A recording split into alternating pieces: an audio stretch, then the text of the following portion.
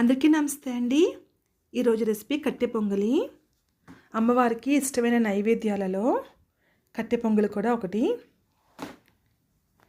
Process చూద్దాము. Stove on చేసుకొని కడాయి పెట్టుకొని ఇందులో అర గ్లాస్ వరకు పెసరపప్పుని వేసుకొని దోరగా వేయించుకోవాలి.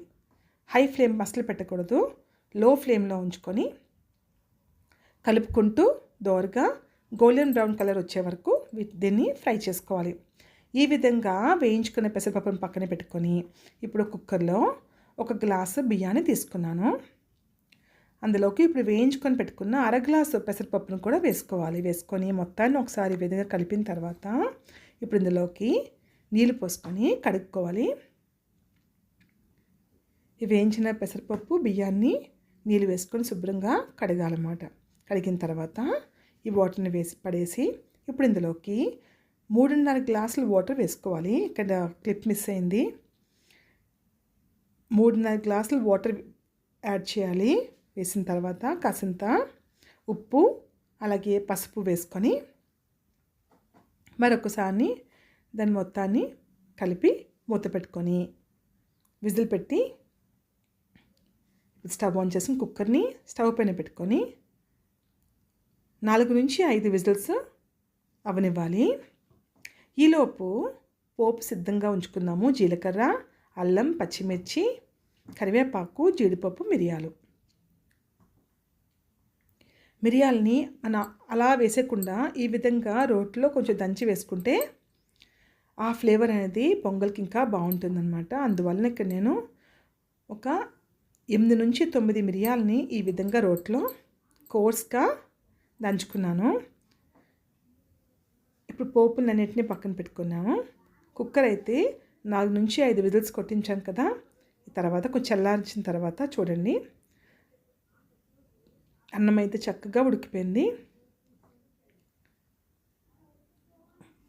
కొంచెం బాగా ఈ విధంగా కలపడం వలన ఇంకా కొంచెం సాఫ్ట్ అవుతుంది. కన్సిస్టెన్సీ కొంచెం టైట్గా అనిపించి ఇప్పుడు ఇందులోకి నేను ఒక గ్లాస్ వాటర్ అయితే వేసుకుంటున్నాను. కొంచెం జారుగా ఉంటే బాగుంటుందని.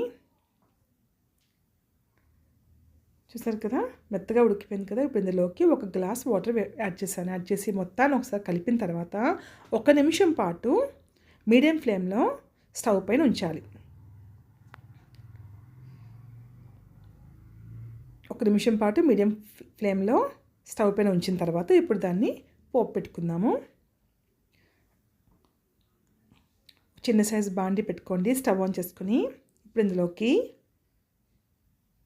ఆయిల్ కొంచెం వేసుకున్నాను. ఒక 2 టీ స్పూన్ల దాకా ఆయిల్, 1 టీ స్పూన్ గీ వేసుకున్నాను. మీరు లేదు అంటే మొత్తం కూడా గీతోనే చేసుకోవచ్చు, ఇంకా టేస్టీగా ఉంటుంది. ఇప్పుడు ఆయిల్ హీట్ అయిన తర్వాత ముందుగా ఇంగువ వేసుకున్నాను. తర్వాత జీలకర్ర, అల్లం ముక్కలు చాలా సన్నంగా తరిగి వేసుకోవాలి. అలాగే పచ్చిమిర్చి కూడా వేసుకున్నాను. గుప్పెడు కరివేపాకు వేసుకోవాలి. ఇప్పుడు ఇందులోకి జీడిపప్పులు కూడా వేసుకుంటున్నాను. వేసుకొని పోపు అంతటిని కూడా చక్కగా కలుపుకోవాలి. చక్కగా కలుపుకుంటూ ఫ్రై చేసుకోవాలి. ఫైనల్గా ఇందులోకి దంచి పెట్టుకున్న మిరియాల గుండె కూడా వేసుకున్నాను. పోపుని చక్కగా ఫ్రై చేసుకున్నాక ఇప్పుడు పోపుని పట్టుకొచ్చి పొంగల్లోని దింపుకోవాలి. దింపి మొత్తాన్ని పోపు అంతా కూడా అన్నం అంతా కలిసేలాగా కలుపుకోవాలి. అంతేనండి, చాలా చాలా యమ్మీగా ఉంటుంది. తప్పకుండా రెసిపీ ట్రై చేయండి. ఇప్పుడు ఇందులోకి సర్వింగ్ బౌల్లోకి వేసుకొని అమ్మవారికి నివేదన చేసుకోవడమే. అంతేనండి. తప్పకుండా రెసిపీ ట్రై చేయండి. మీకు ఎలా కుదిరిందో కామెంట్ చేయండి. వీడియో నచ్చితే లైక్ చేయండి. మరిన్ని ఇంట్రెస్టింగ్ వీడియోస్ కోసం ఛానల్ సబ్స్క్రైబ్ చేసుకోండి.